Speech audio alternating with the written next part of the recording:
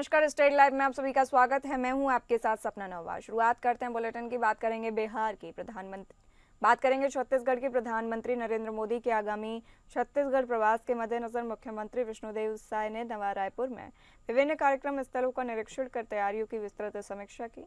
मुख्यमंत्री साय ने कहा कि प्रधानमंत्री नरेंद्र मोदी का छत्तीसगढ़ आगमन राज्य के लिए गौरव का अवसर है। उन्होंने अधिकारियों से कहा कि इस दौरान प्रत्येक व्यवस्था उत्कृष्टता का प्रतीक बने और प्रदेश की संस्कृति, आत्मगौरव एवं प्रगति की झलक हर स्थल पर दृष्टिगोचर हो। मुख्यमंत्री साय ने सबसे पहले नवा रायपुर स्थित श्री सत्य साई हॉस्पिटल का निरीक्षण किया। उन्होंने कार्यक्रम की रूपरेखा, सभागार, व्यवस्था मंच और आमंत्रित अतिथियों के बैठने की व्यवस्था का जायजा लिया। छत्तीसगढ़ प्रदेश के निर्माण को 25 वर्ष हो रहे हैं और इसको हम लोग रजत जयंती वर्ष के रूप में मना रहे हैं। और बड़ा सौभाग्य का विषय है कि 1 नवंबर जो हमारे प्रदेश का स्थापना दिवस है, उस दिन हमारे देश के और दुनिया के सर्वाधिक लोकप्रिय नेता और देश के यशस्वी प्रधानमंत्री श्री नरेंद्र मोदी जी पधार रहे हैं और वो दिन भर हमारे प्रदेश में रहेंगे और दिन भर में 5 कार्यक्रम उनका। राजधानी रायपुर में राज्य स्थापना दिवस और राज्योत्सव 2025 की तैयारियां अंतिम चरण में पहुंच चुकी हैं। नवा रायपुर स्थित राज्योत्सव मेला ग्राउंड में इस बार लाखों लोगों के बैठने की व्यवस्था की गई है। पूरा परिसर रंग बिरंगी रोशनी और आकर्षक सजावट से जगमगा उठा है। 1 नवंबर को राज्योत्सव के शुभारंभ अवसर पर प्रधानमंत्री नरेंद्र मोदी विशेष अतिथि के रूप में शामिल होंगे। वहीं 5 नवंबर को समापन समारोह में उपराष्ट्रपति के शामिल होने की संभावना है। इस अवसर पर प्रदेश के विभिन्न सांस्कृतिक दलों द्वारा छत्तीसगढ़ी लोक नृत्य, गीत और पारंपरिक झांकियां प्रस्तुत की जाएंगी। हमारे छत्तीसगढ़ प्रदेश के निर्माण को 25 वर्ष हो रहे हैं और इसको हम लोग रजत जयंती वर्ष के रूप में मना रहे हैं। और बड़ा सौभाग्य का विषय है कि 1 नवंबर जो हमारे प्रदेश का स्थापना दिवस है, उस दिन हमारे देश के और दुनिया के सर्वाधिक लोकप्रिय नेता और देश के यशस्वी प्रधानमंत्री श्री नरेंद्र मोदी जी पधार रहे हैं और वो दिन भर हमारे प्रदेश में रहेंगे और दिन भर में 5 कार्यक्रम उनका होना है। सबसे पहले वो जाएंगे सत्य साई ट्रस्ट में और वहाँ पर जिनका हृदय का ऑपरेशन हुआ है, ऐसे बच्चों से मुलाकात करेंगे। 2500 बच्चों से मुलाकात करेंगे। उसके बाद प्रजापिता ब्रह्मा कुमारी वालों का एक बड़ा भवन, उसका लोकार्पण करेंगे। बात करेंगे उत्तर प्रदेश की आस्था का महापर्व छठ आज नहाए खाए के साथ शुरू हो गया है। इस अवसर पर उत्तर प्रदेश के मुख्यमंत्री योगी आदित्यनाथ ने सभी को छठ महापर्व की शुभकामनाएं दी। सीएम योगी ने भोजपुरी में कहा कि लोक आस्था के महापर्व छठ की आप सभी को हार्दिक बधाई। रउआ सब पर छठी मैया की कृपा बनल रहे। इस कठिन व्रत रखने वाली माता बहनों को हमारी तरफ से विशेष मंगल कामना। सीएम योगी ने कहा कि छठ महापर्व प्रकृति, साधना और निस्वार्थ सेवा का एक अनुपम संगम है। सूर्य पूजा के माध्यम से यह पर्व हमें जीवन में प्रकाश, ऊर्जा और संतुलन का संदेश देता है। यह पर्व केवल पूजा नहीं बल्कि हमारे सांस्कृतिक और आध्यात्मिक उत्साह का प्रतीक है। छठी मैया की कृपा हम सब पर बनी रहे। सूर्योपासना और लोक आस्था के महापर्व छठ की आप सभी को हार्दिक बधाई। रउआ सब पर छठी मैया की कृपा बनल रहे। परिवार खातिर कठिन व्रत रखे वाली माता आ बहन लोगन के हमारी तरफ से विशेष मंगल कामना। छठ महापर्व प्रकृति, श्रद्धा और अनुशासन का एक अनुपम संगम है। सूर्योपासना के माध्यम से यह हमें जीवन में प्रकाश, ऊर्जा और संतुलन का संदेश देता है। यह पर्व केवल पूजा नहीं बल्कि हमारी सांस्कृतिक आत्मा का उत्सव है।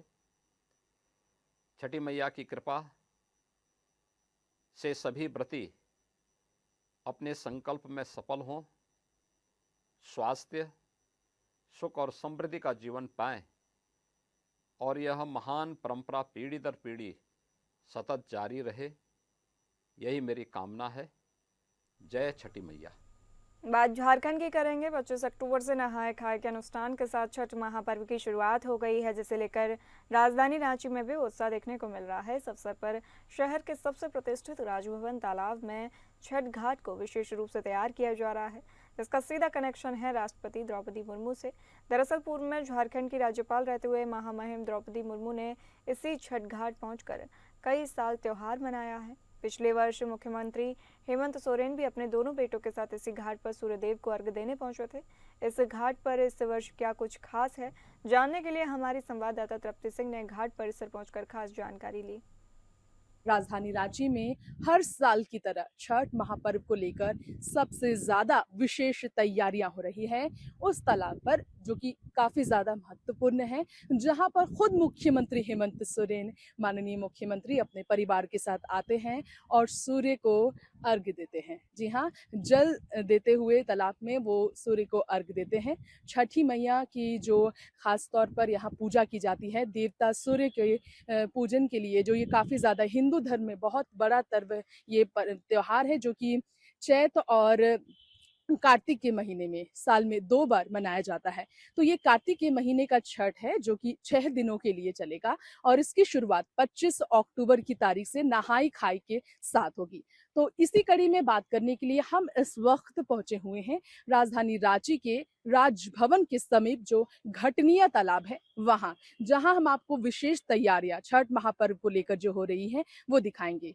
आप यहाँ तालाब सबसे पहले देख सकते हैं। तालाब के पानी को, यानी कि जलाशय को, पूरी तरह से साफ किया जा रहा है। साथ में अगर आप दूर दूर तक देख पा रहे होंगे तो इस तालाब को साफ करने के लिए, इस तालाब में खास तौर पर छठ महापर्व को लेकर जो तैयारियां हैं नगर निगम की तरफ से, ये जो तैयारियां की जा रही, जिस तरीके से साफ सफाई का अभियान चला है, इसका आप यहाँ पर साफ तौर पर नजारा देख पा रहे होंगे। पिछले वर्ष की बात की जाए तो रांची के एसएसपी ने, जी हाँ, सीनियर वरीय पुलिस अधीक्षक चंदन सिन्हा ने भी यहीं पर छठ महापर्व किया, जो हर साल छठ करते हैं, और कई सरकारी कर्मचारियों को भी उस वक्त देखा गया। इस साल भी उम्मीद है कि यहाँ पर मुख्यमंत्री आएंगे और भगवान सूर्य को अर्घ देंगे। 26 अक्टूबर की तारीख को खरना का आयोजन किया जाएगा छठ महापर्व के ये रिवाज के अनुसार, और शाम में खीर, दूध और चावल की खीर बनाई जाती है, गुड़ का खीर बनाया जाता है, फलों का सेवन, पूरी का सेवन किया जाता है। इसके बाद हम आते हैं 27 अक्टूबर की तारीख को। शाम अर्घ का जो समय है उसके बारे में आपको बताएं तो शाम अर्घ का समय जो अभी तक सामने आया उसके मुताबिक 5:40 पर शाम में जब भगवान को जल दिया जाएगा। उसके बाद दूसरे दिन सूर्योदय का समय 6:30 है, जब सुबह वाला अर्घ के साथ छठ महापर्व का समापन किया जाएगा। साथ में यहाँ पर आप बता देना चाहेंगे आखिरी में कि सीढ़ियों को सजाया जाएगा, फूलों से ये पूरे घाट को सजाया जाएगा। काफी खूबसूरत माहौल यहाँ पर छठ महापर्व के मौके पर देखने को मिलेगा। तो फिलहाल के लिए यहीं पर हम आपसे इजाजत लेंगे, फिर महापर्व को लेकर तमाम जानकारियां हम आपको देंगे। फिलहाल कैमरामैन दीपक के साथ एपीएन न्यूज से मैं तृप्ति, रांची से। नमस्कार। महापर्व छठ की शनिवार से शुरुआत हो चुकी है। इस त्योहार को लेकर राजधानी रांची में भी छठ घाटों पर श्रद्धालुओं की सुविधा के लिए कई पहल की जा रही है। तो वहीं नगर निगम के उपायुक्त सुशांत गौरव ने भी नगर विकास मंत्री सुदिव्य कुमार को सुरक्षा के व्यापक प्रबंध से जुड़ी जानकारी दी। इस दौरान छठ घाटों का निरीक्षण करते हुए मंत्री के साथ अनुमंडल पदाधिकारी सदर उत्कर्ष कुमार, सिटी एसपी पारस राणा और ट्रैफिक एसपी सहित कई अन्य पदाधिकारी मौजूद रहे।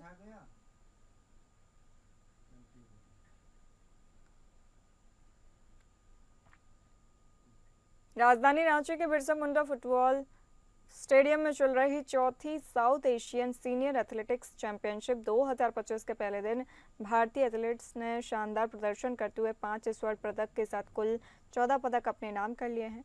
इससे पहले मुख्यमंत्री हेमंत सोरेन ने कार्यक्रम का उद्घाटन किया। इस दौरान उन्होंने खिलाड़ियों और मेहमानों का स्वागत करते हुए कहा कि ये आयोजन झारखंड के लिए गौरव की बात है।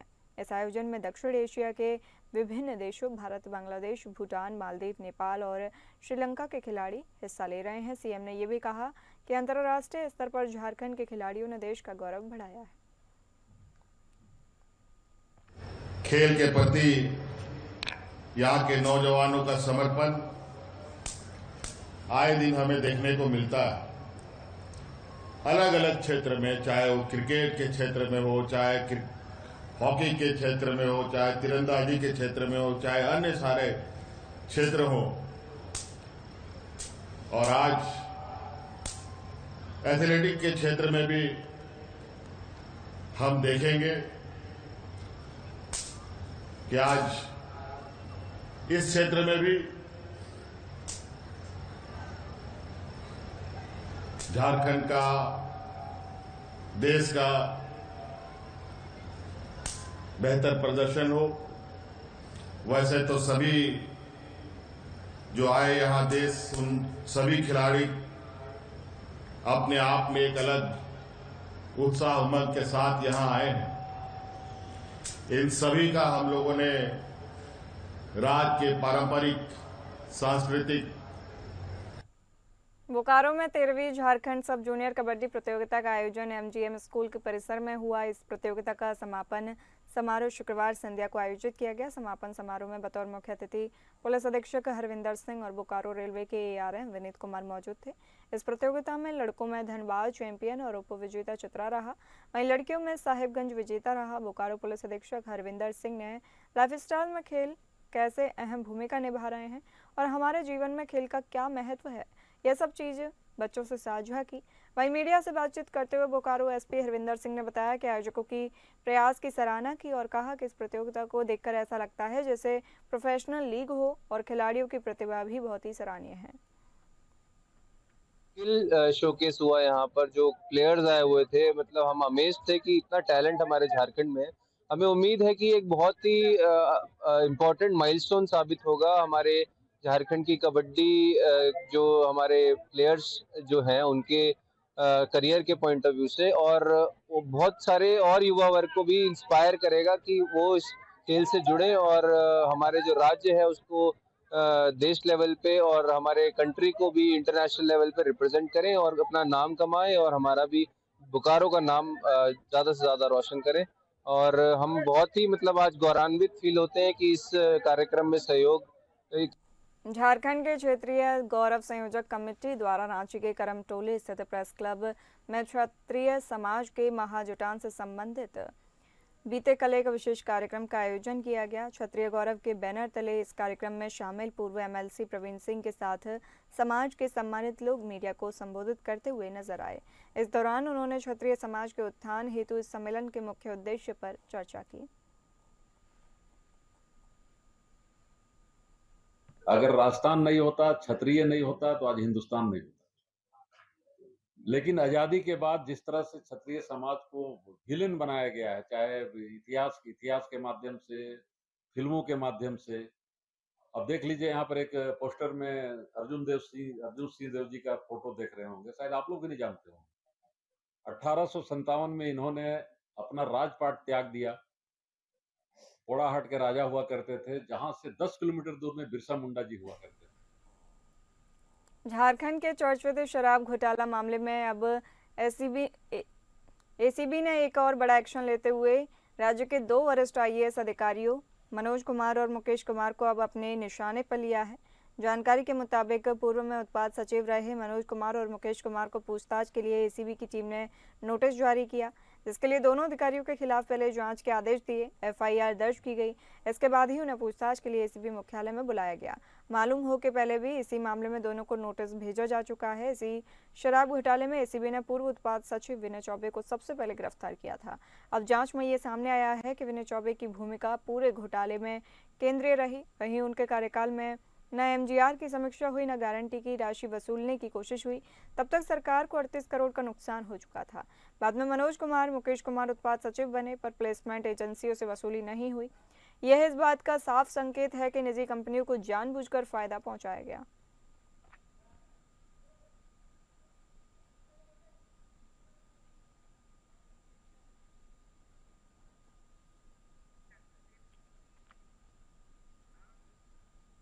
केंद्रीय एजेंसी प्रवर्तन निदेशालय ने झारखंड में हुए टेंडर कमीशन घोटाला मामले में तत्कालीन ग्रामीण विकास मंत्री के आप्त सचिव संजीव लाल की पत्नी रीता लाल सहित 8 आरोपियों के खिलाफ चौथा पूरक आरोप पत्र दाखिल किया है। जानकारी के अनुसार उस आरोप पत्र में ये दावा किया गया है कि आरोपियों ने टेंडर कमीशन की राशि से 44 करोड़ रुपए से अधिक की संपत्ति अर्जित की। वहीं अन्य आरोपितों में ठेकेदार राजेश कुमार, परमानंद सिंह, ठेकेदार राधा मोहन साहू, अंकित साहू, ग्रामीण कार्य विभाग के पूर्व मुख्य अभियंता वीरेंद्र कुमार राम के सहयोगी अतिकुल रहमान और ठेकेदार राजीव कुमार सिंह के नाम शामिल हैं।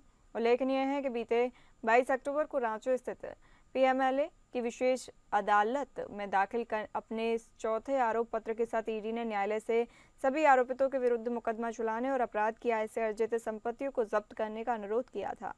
इसके साथ ही आरोपितों पर अपराध की आय अर्जित करने, उसका प्रबंधन करने व मनी लॉन्ड्रिंग में सक्रिय भूमिका निभाने का भी आरोप दर्ज किया गया है। इन 8 आरोपितों के साथ इस पूरे प्रकरण में मनी लॉन्ड्रिंग के कुल आरोपितों की संख्या 22 हो गई है।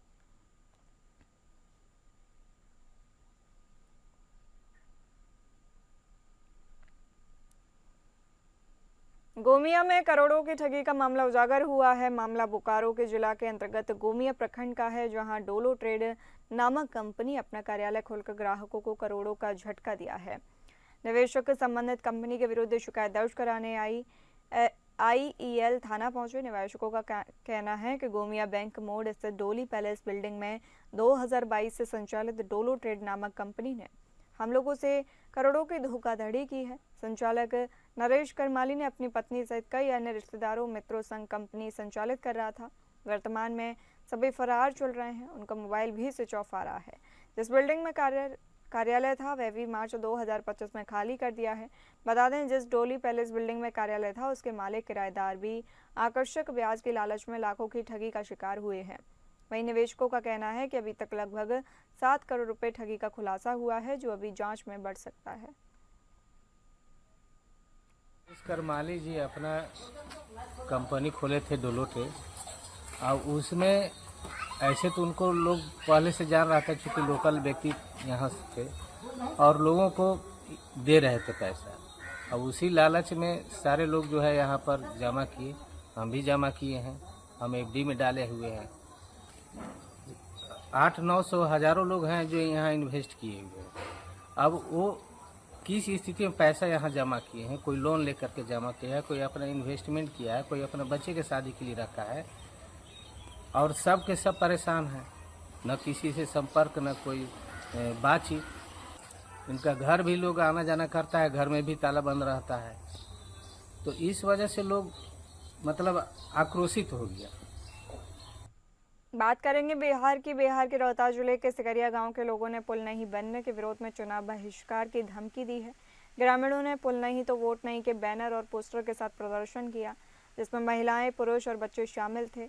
ग्रामीणों का कहना है कि पुल न बनने के कारण गांव तक पहुंचना खतरे है और इसके चलते उनका जीवन और विकास प्रभावित हुआ है। बहिष्कार इसलिए किए हैं कि सर 2013 से ये जब से मैं हूँ यहाँ पे देख रहा हूँ तो ये पुल बना नहीं है, ठीक है। और बच्चों को आने जाने के सबसे उन्हीं का प्रॉब्लम है। हम लोग तो किसी तरह चल जाते हैं, उनको ज़्यादा प्रॉब्लम है। और 3 महीना उनका बरसात में पूरी बरसात क्लास खराब हो जाता है, वो जा नहीं पाते। और जितना किसान इधर खेती करते हैं, साग सब्जी इसी पुल से जाते हैं, अब बहुत नज़दीक पड़ता है। और कितने विधायक कहे थे कि हम काम करवा देंगे, बाकी लोग करवा नहीं रहे, वोट लेके चल जाते हैं और काम पुल को कोई बनाता नहीं है। हम लोग को आने जाने का बहुत दिक्कत होता है। कैसे जाते हैं? चचरी बनाते हैं, हर साल बाढ़ आता है और हर साल टूट जाता है। 10 दिन 15 दिन लगता है हम लोग को इसको बनाने में, फिर बाढ़ आती है, फिर टूटते हैं, हर साल इसको बनवाते हैं। बिहार के सहरसा मानसी रेलखंड के सोनबरसा कचहरी स्टेशन पर जनसेवा एक्सप्रेस ट्रेन के जनरल कोच में अचानक आग लग गई, जिससे यात्रियों में अफरा तफरी का माहौल उत्पन्न हो गया। ट्रेन में आग कैसे लगी अभी स्पष्ट नहीं हो पाया है। बताया जा रहा है कि अमृतसर से सहरसा जाने वाली जनसेवा एक्सप्रेस ट्रेन जैसे ही सोनबरसा कचहरी स्टेशन पहुंची कि एक जनरल कोच में आग लगने से पूरा धुआं सा हो गया। वहीं अन्य कोच में बैठे यात्रियों को आग लगने की भनक लगते ही जान बचाने के लिए कोच से उतरकर भागने लगे। आग लगने की वजह से कुछ यात्रियों का सामान भी जलकर राख हो गया है। वहीं कुछ यात्री झुलसने से जख्मी हो गए, जिसे आरपीएफ पुलिस के द्वारा इलाज के लिए सदर अस्पताल भेजा गया है।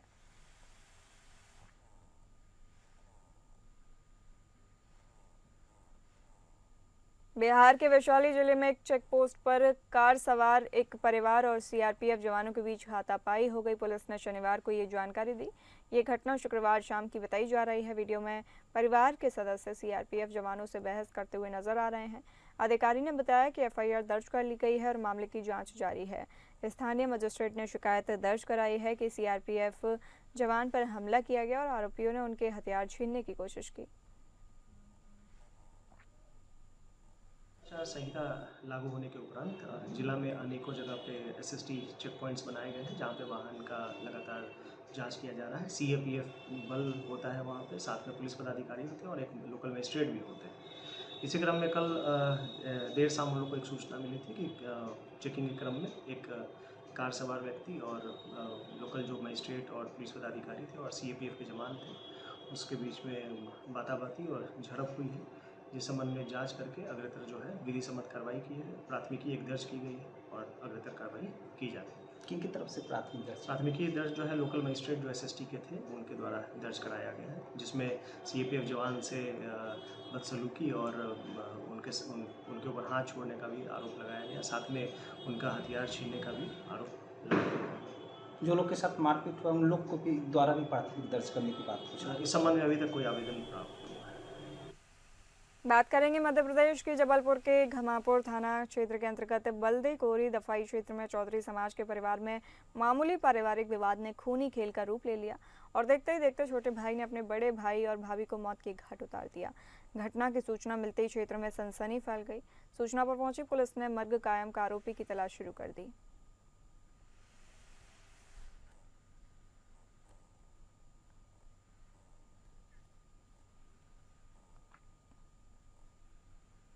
बात महाराष्ट्र की करेंगे। महाराष्ट्र के सतारा जिले के फलटण उप जिला अस्पताल में कार्यरत बीड जिले की मूल निवासी 28 वर्षीय एक महिला डॉक्टर ने शहर के एक प्रसिद्ध होटल में आत्महत्या कर ली है। यह चौंकाने वाली घटना है। बताया जा रहा है कि उक्त महिला डॉक्टर फलटण उप जिला अस्पताल में चिकित्सा अधिकारी के पद पर कार्यरत थी। वह मूल रूप से बीड जिले की रहने वाली थी। उन्होंने शहर के एक प्रतिष्ठित होटल में अपनी जीवन लीला समाप्त कर ली।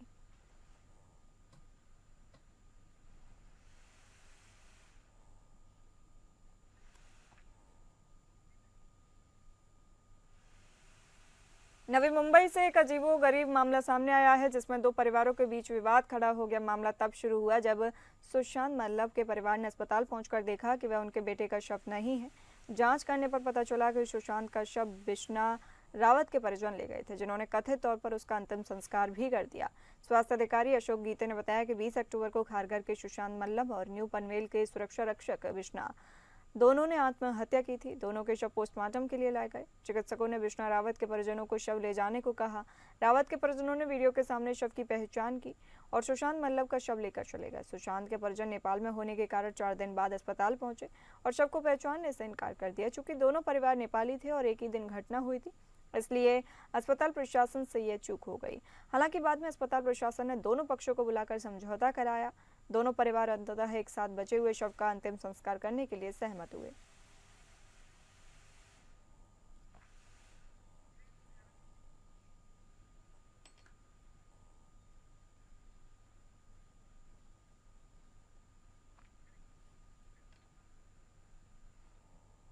बात पंजाब की करेंगे। पंजाब प्रदेश की मातृभाषा पंजाबी के प्रचार तथा प्रसार के लिए पंजाब भाषा विभाग अपने स्तर पर प्रयास कर रही है। वहीं पंजाबी भाषा को ग्राउंड जीरो पर पहचान दिलवाने के उद्देश्य से पंजाब के मुख्यमंत्री भगवंत मान ने प्रदेश के सभी सरकारी तथा गैर सरकारी विभागों के साथ साथ व्यापारी वर्ग को अपनी दुकान और कंपनियों के नाम साइन बोर्ड को गुरुमुखी पंजाबी भाषा में लिखवाने के लिखित आदेश जारी रखे थे और एक समय सीमा भी निर्धारित की गई। लेकिन अभी तक पंजाब सरकार के आदेशों को जिला कपूरथला के कुछ दुकानदार और निजी नामी स्कूल ठेंगा दिखाकर पंजाब सरकार के आदेशों की मनमर्जी करते धज्जियां उड़ा रहे हैं।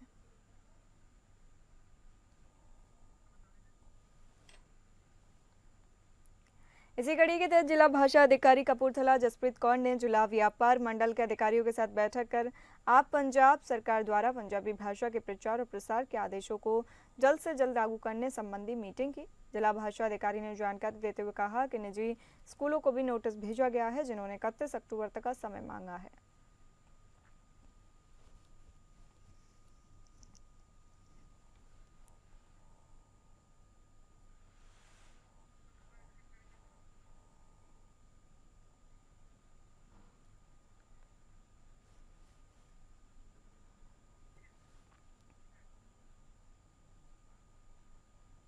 पंजाब सरकार जल्द ही पंजाब के 23 जिलों में 966 करोड़ की लागत से 3117 खेल मैदान बनाने जा रही है, जो आने वाले 6 महीनों में तैयार हो जाएंगे। पंजाब के कैबिनेट मंत्री तरुणप्रीत सिंह सोन ने एक प्रेस कॉन्फ्रेंस कर इसकी जानकारी दी। उन्होंने बताया कि खेल मैदान बनाने का मकसद नौजवानों को खेल से जोड़ना है।